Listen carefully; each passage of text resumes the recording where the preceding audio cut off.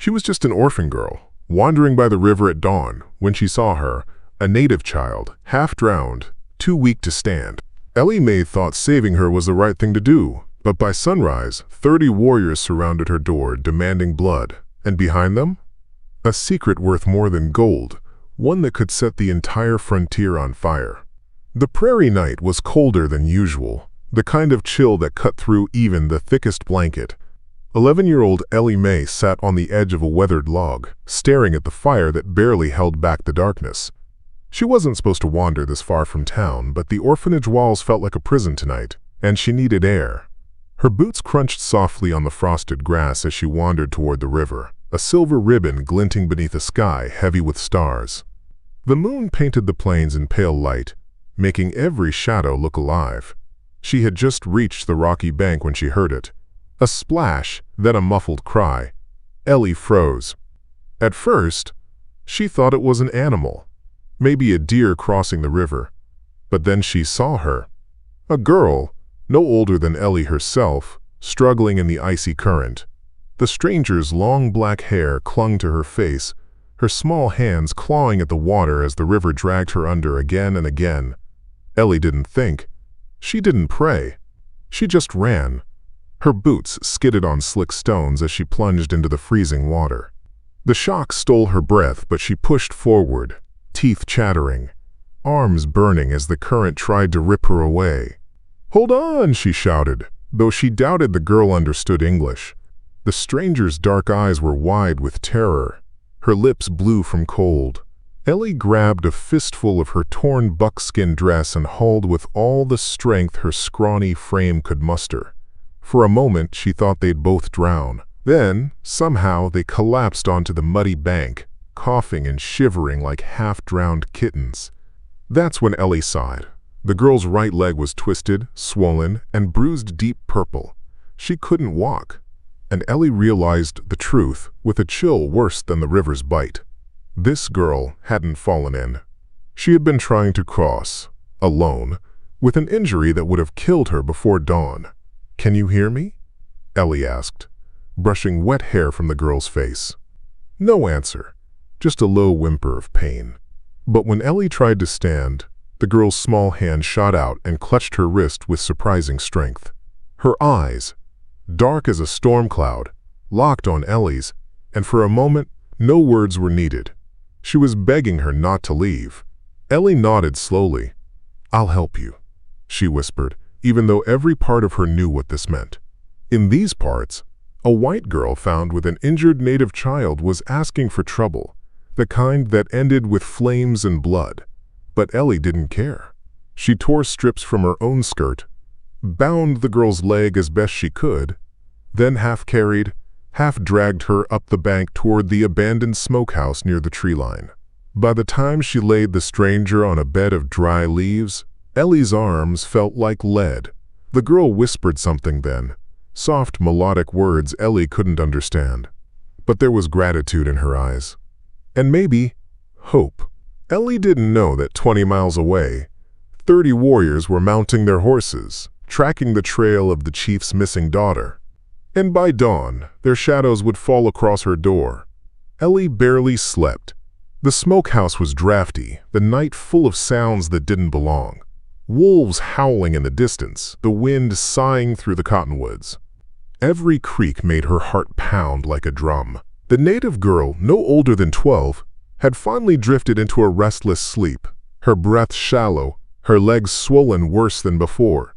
Ellie sat near the doorway, hugging her knees, whispering prayers she hadn't said in years. When the first blush of dawn painted the horizon, Ellie thought maybe, just maybe, they'd be safe long enough to figure out what to do next. Then she heard it. Hoofbeats. At first, just a murmur. Then louder, steady, rhythmic. The sound of riders moving fast across hard ground. Ellie's blood turned to ice. She crawled to the smokehouse door and peered through the cracks. Out on the prairie, the sunrise caught on metal and feathers. Riders, at least 30, fanned out like a hunting pack, their horses kicking up dust that shimmered gold in the morning light. Ellie's breath hitched. The stories she'd heard in town about raiding parties came flooding back. The girl stirred, murmuring in her language. Ellie turned, and their eyes met. The stranger knew. Her people were coming. But instead of relief, fear flared in those dark eyes. She reached out and grabbed Ellie's wrist again, shaking her head wildly, whispering words Ellie didn't understand but could feel in her bones. "Don't let them find me." Why would she be afraid of her own people? Ellie didn't have time to figure it out. The riders were close enough now that she could see war paint on their faces. Lances tipped with steel glinting in the rising sun. One man broke from the group, riding ahead with the easy authority of someone who didn't need to shout to command obedience.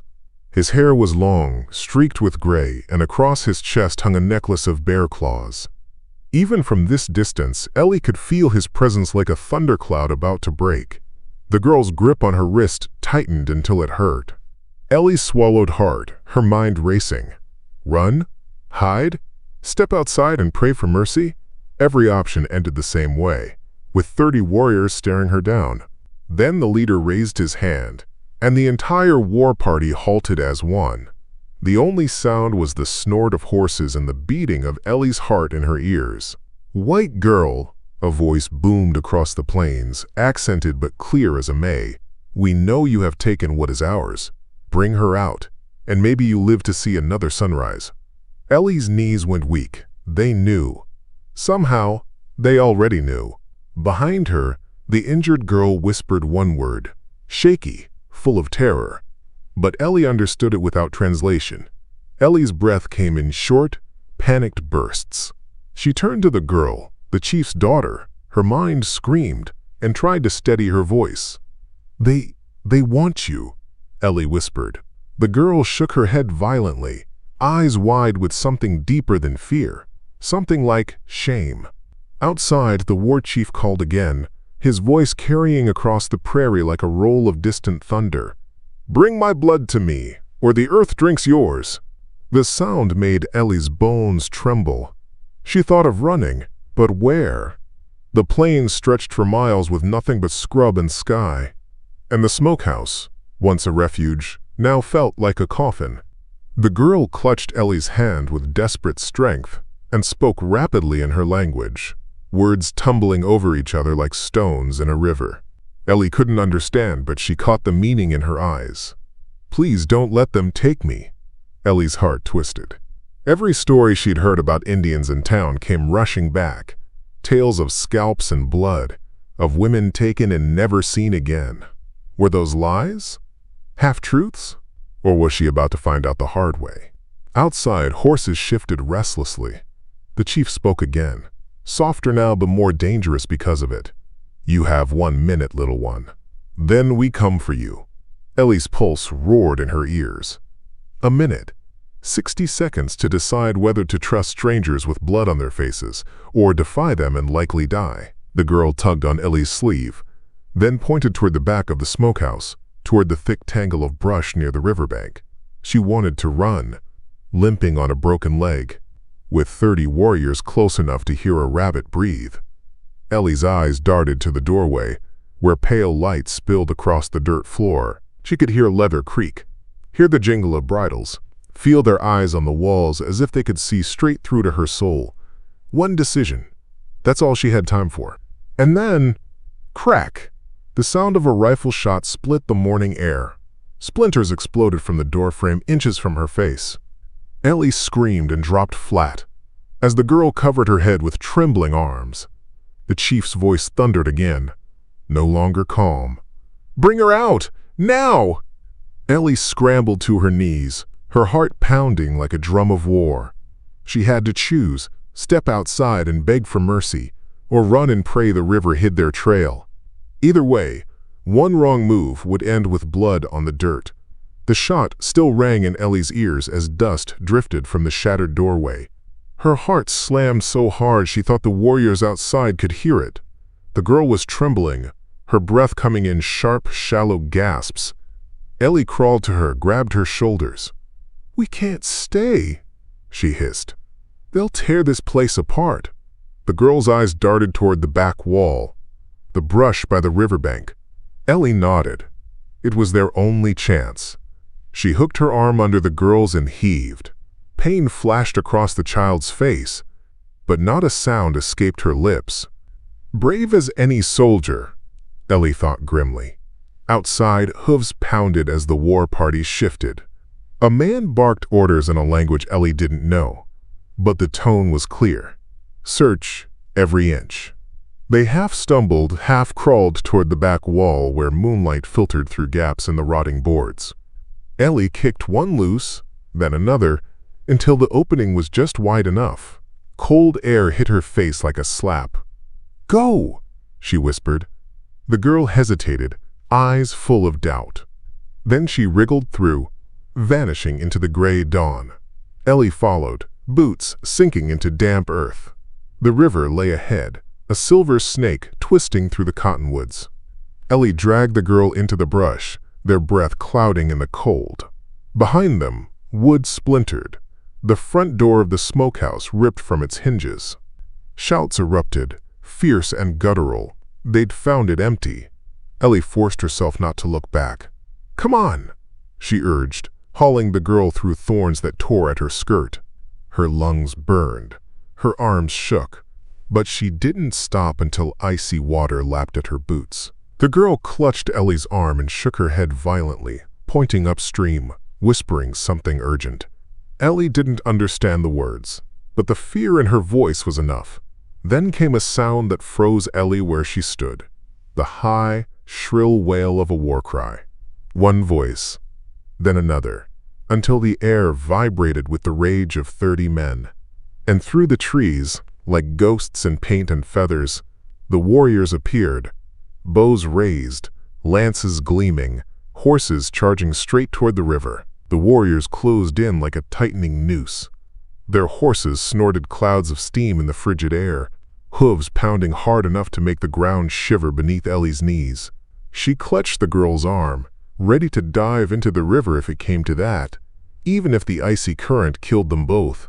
Then the girl yanked Ellie down into the reeds, her dark eyes wild. She pressed a finger to her lips, then fumbled for something at her throat, a small leather pouch, soaked and tattered from the river.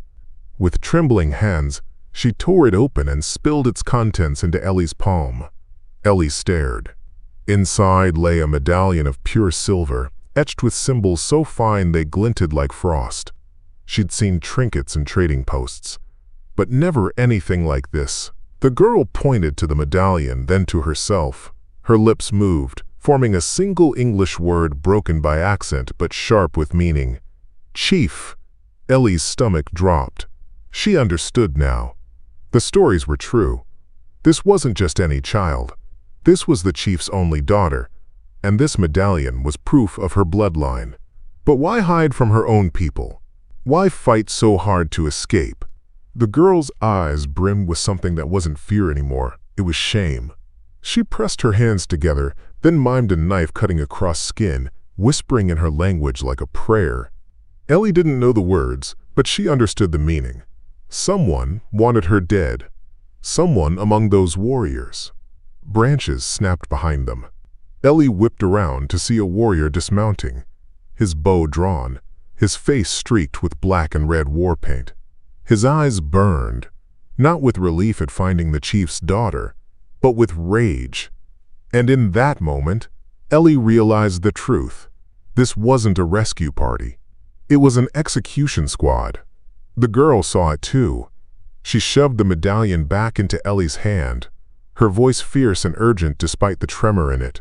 Hide or die. The warrior's boots sank into the mud as he stalked closer, bowstring drawn tight. Ellie's breath caught in her throat. She'd never seen death so close, so deliberate.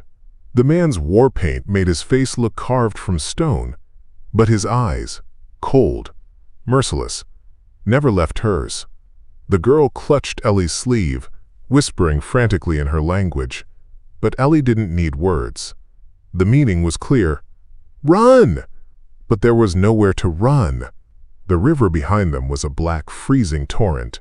The brush ahead hid nothing but open prairie beyond, and the warrior's arrow was aimed dead center at Ellie's chest. Her heart pounded so hard it hurt. She thought of the orphanage, of long nights staring out barred windows, wishing for a family.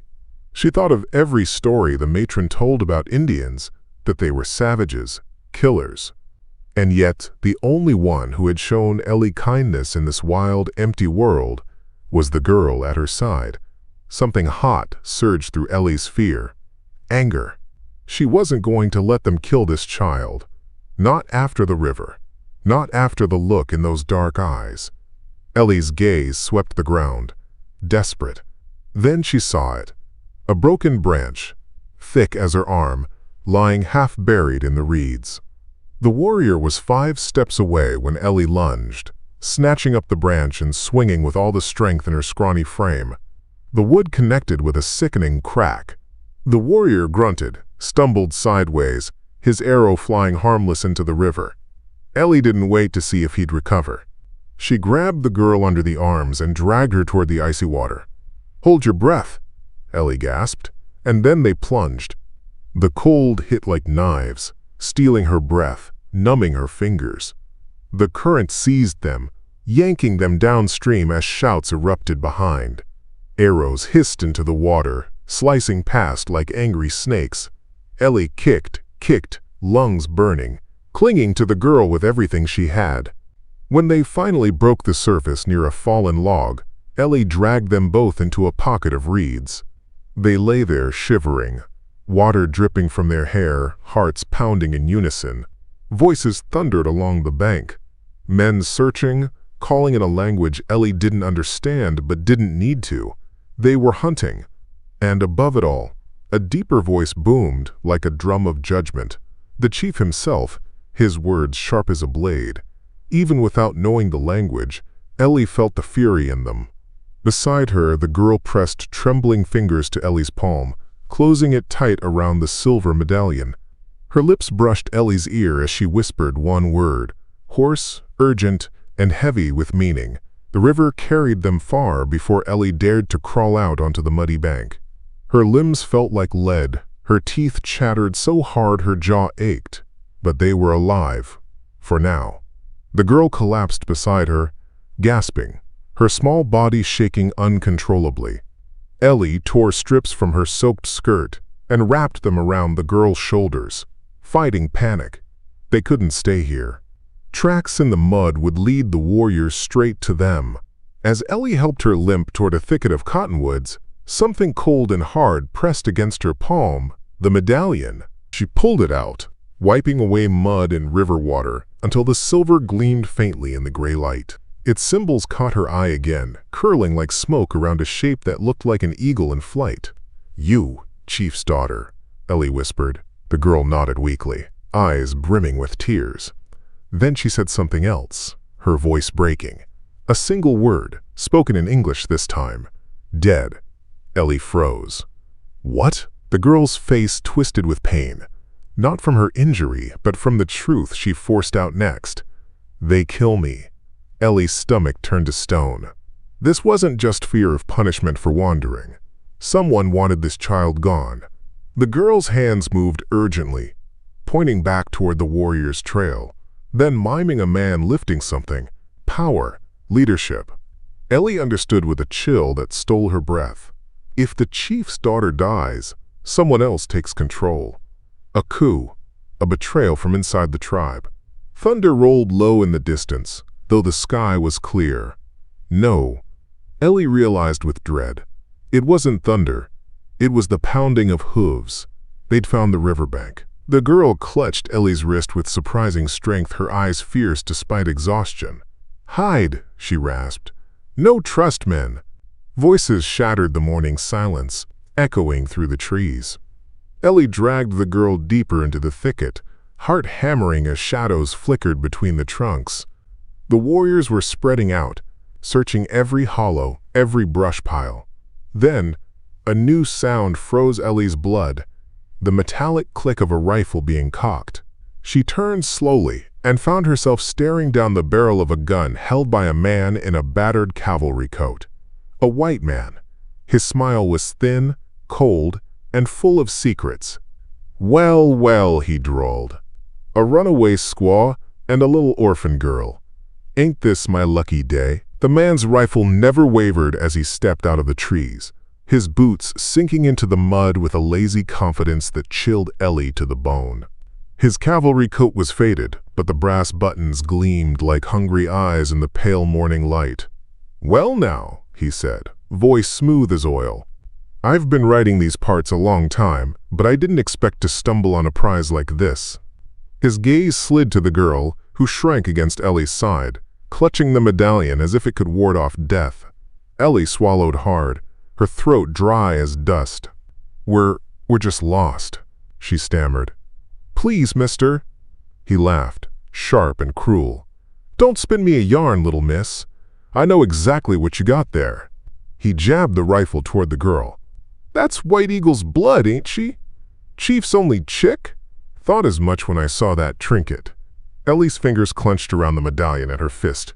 "How did he know?" The man's smile widened. "You think them braves back there are after her to save her?" He spat in the mud. "They're hunting her same as me.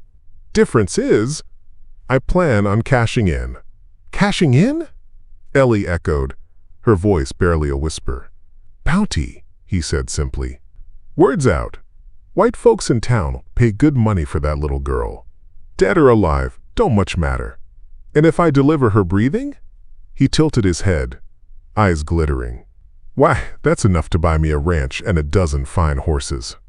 Ellie felt the ground tilt beneath her. All those nights staring at the stars, dreaming of a family, of kindness. Now she was staring into the face of greed so black it made her stomach turn. "You can't. She's just a child," Ellie cried, throwing herself in front of the girl. The man chuckled. "Oh, I ain't gonna hurt you, sweetheart," he said softly. "In fact, I might even take you along. Pretty little thing like you could fetch a fair price in the right company." The words hit Ellie like a slap. Her breath came in sharp, ragged gasps as the man stepped closer, the rifle barrel lowering toward her shoulder. Then, crack, a sound split the air like lightning. The man staggered, eyes wide, a crimson bloom spreading across his sleeve. His rifle tumbled into the mud. Ellie spun, heart hammering, and saw him. A warrior on horseback, bow still raised, eyes dark as storm clouds, and locked on the white man with a hatred that burned hotter than the noonday sun. But he wasn't aiming at Ellie, or the girl. He was aiming to finish what he started. The bounty hunter roared in pain, clutching his bleeding arm as he dropped to one knee. His rifle lay in the mud, steam curling from the wet barrel. Ellie froze, breath coming in sharp gasps, her eyes darting between the two men, one bleeding, the other as still and silent as a carving in stone. The warrior didn't move, not a twitch. His bow was drawn again, the arrowhead gleaming like ice in the gray dawn.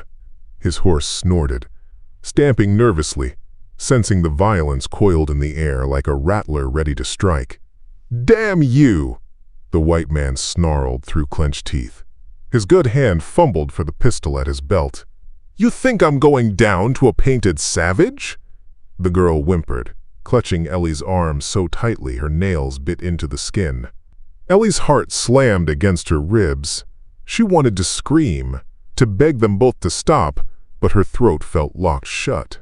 The warrior's voice came then, low and sharp, like a blade drawn in the dark. Ellie didn't understand the words, but the tone needed no translation. "Put it down, or die." The bounty hunter spat in the mud, raising the pistol slow, deliberate. His pale eyes flicked toward Ellie, full of venom. "Move aside, girl," he hissed. "Last warning." Ellie didn't move. Couldn't. The girl pressed closer to her, trembling like a leaf in a storm. Then everything happened at once. The pistol came up. The warrior's fingers released the string. A blur of steel and feathers sliced the air, then thudded deep into the man's chest.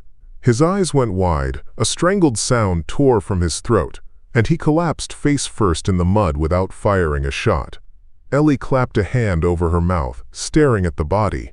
The world seemed to tilt, sounds muffled as if the earth itself held its breath. When she looked up, the warrior was gone. No trace but the churned mud where his horse had stood and the fading echo of hooves pounding toward the river. Ellie staggered, dragging the girl into the brush, her pulse roaring in her ears. Behind them, the bounty hunter's body lay still, except for one detail Ellie couldn't shake: his satchel. The leather flap had fallen open when he hit the ground, spilling papers into the mud. Papers stamped with a government seal. Ellie's hands shook as she crouched beside the fallen man. The girl whimpered, clutching Ellie's arm, but Ellie's eyes were fixed on the satchel. The papers inside were soaked, ink bleeding into the mud. But one sheet was still legible. She snatched it up, her heart pounding harder with every line her eyes traced. Directive 14B, Retrieval and Termination. Beneath it, scrawled in harsh black ink, were words that made Ellie's blood run cold. Target: daughter of White Eagle. Status: alive. High priority. Reward: $500 upon confirmation of death. And below that, the name that tied a noose around Ellie's throat: Captain Matthew Corbin. She knew that name. Everyone in town did. The man who'd led raids on villages during the war years. The one mothers whispered about when they wanted their children to behave. Ellie stared at those letters until they blurred, her stomach churning. This wasn't just one man's greed. This was official. The United States Army wanted the girl dead. The girl tugged at Ellie's sleeve, whispering urgently. Ellie shoved the paper into her pocket, heart hammering. "Shh," she murmured. "We have to move." She didn't know where. Only that if soldiers were behind this, no place was safe. Branches cracked in the distance. Shouts carried on the wind. The warriors were circling back. Maybe they'd heard the shot. Maybe they'd smelled blood. Either way, time was gone. Ellie hauled the girl to her feet, ignoring the fire in her arms.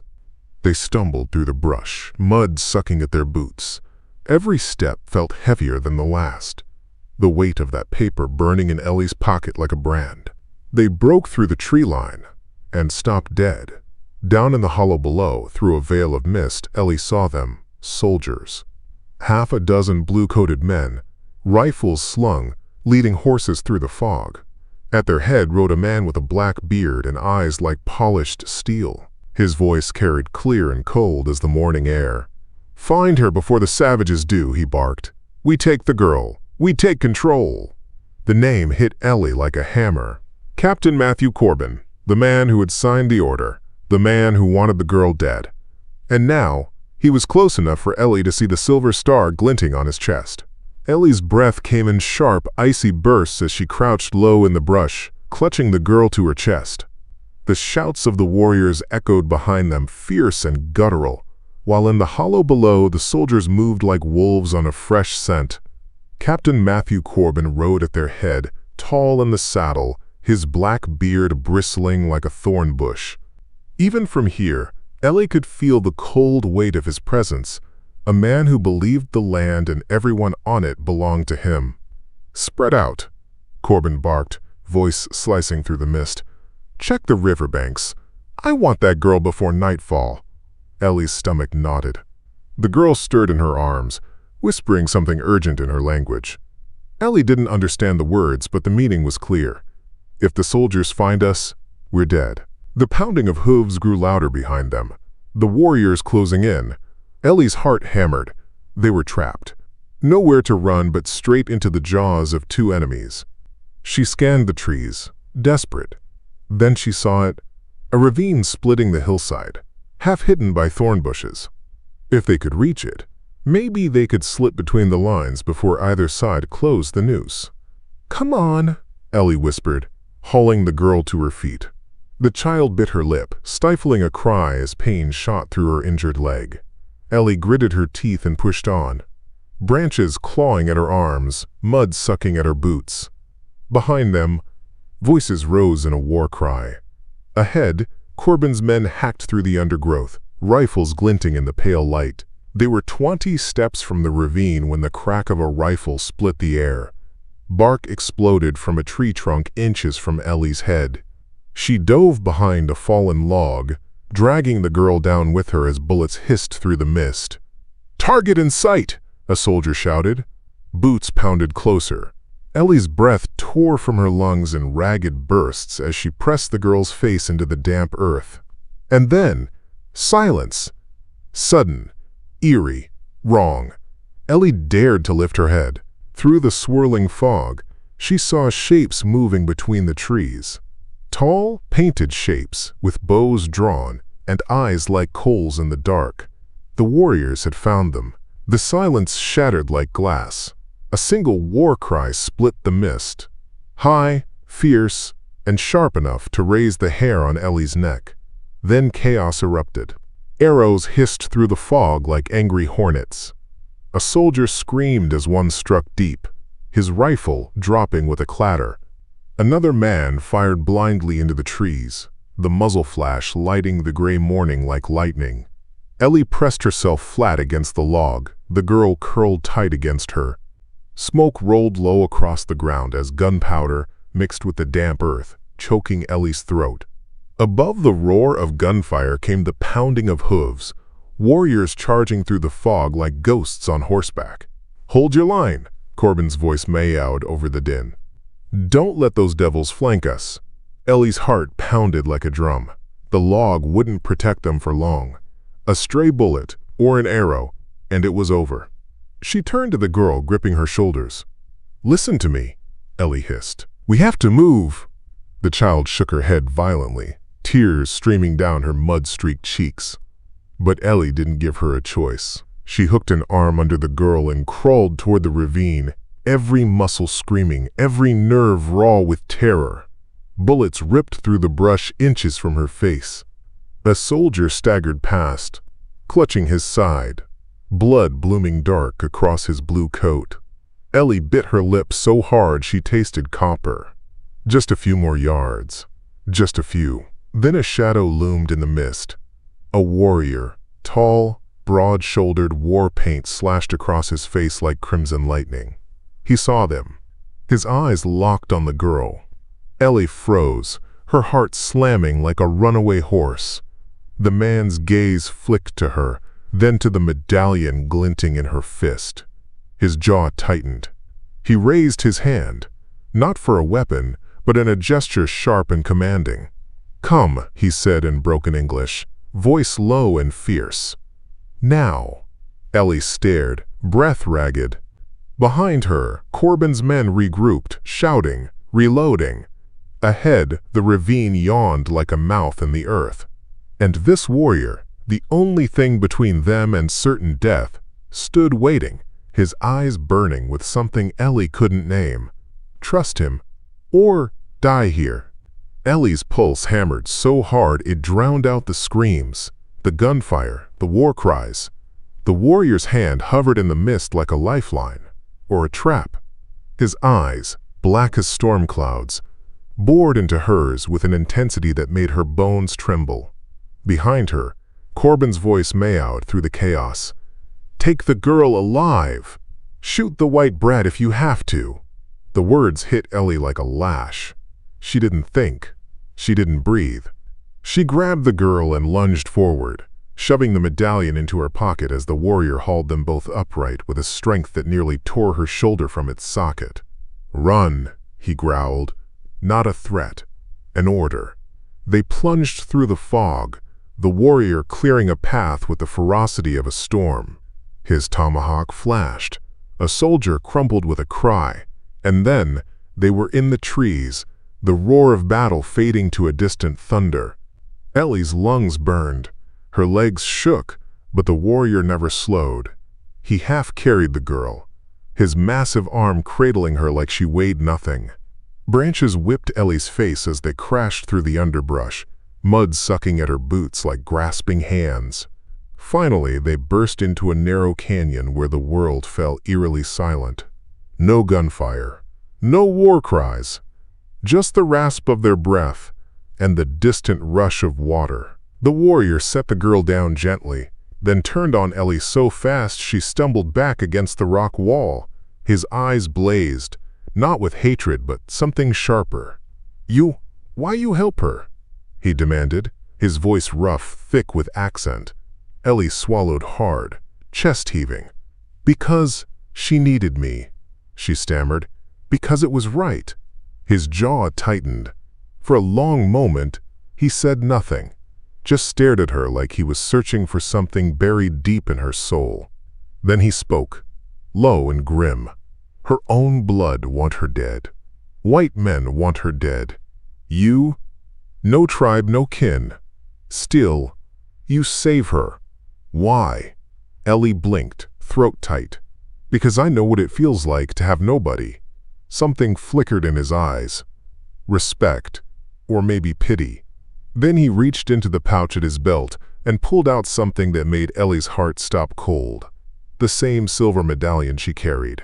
He held it up between them, its symbols gleaming in the weak light. "This," he said, his voice like stone grinding against stone, "is not just blood of chief, it is blood of peace. Whoever holds this holds power. Land, war, or no war." Ellie's breath caught. This wasn't just about one child. This was about control of an entire people. And if Corbin got his hands on it, the plains would burn for 100 miles. The canyon walls rose like jagged teeth, trapping them in a hollow of stone.